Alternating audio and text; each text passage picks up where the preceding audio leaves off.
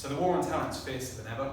We're seeing well, initially at the beginning of the bounce back from the pandemic, there were a number of available candidates, and business probably benefited from that from the start.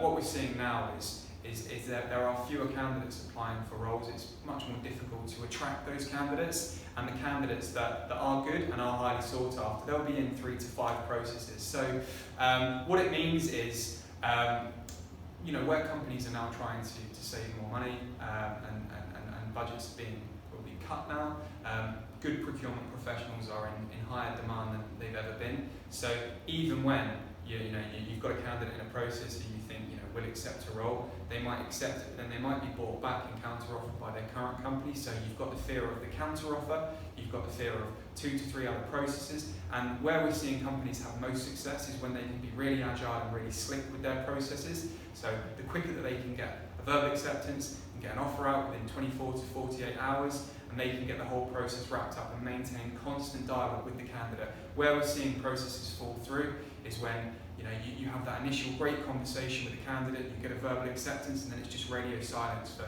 7 days or more.